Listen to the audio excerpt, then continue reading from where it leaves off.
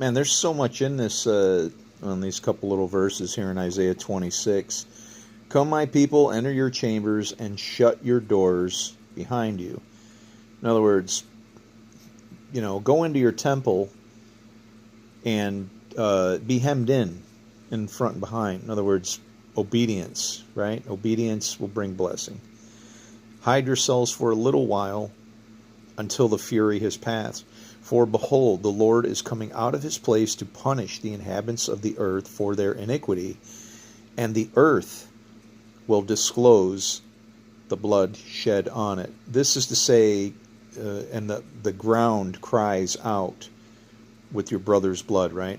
And the earth will disclose the blood shed on it. So the ground is going to cry out, and that is why then the Lord is going to answer and respond, right?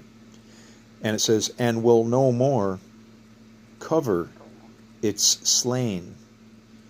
Now, when it refers to covering its slain, yes, there are victims and so on with regards to the law and maybe not following it.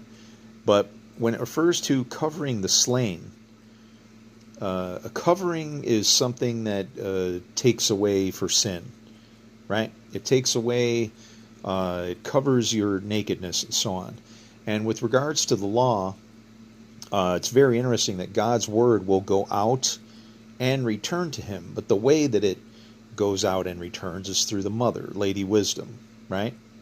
So you should notice something that was said to Nicodemus that was really odd. He said, can a man enter his mother's womb to be born again?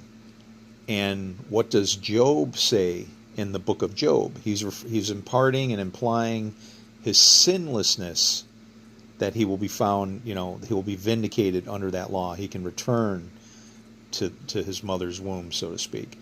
But that was what he was saying, was he was sinless.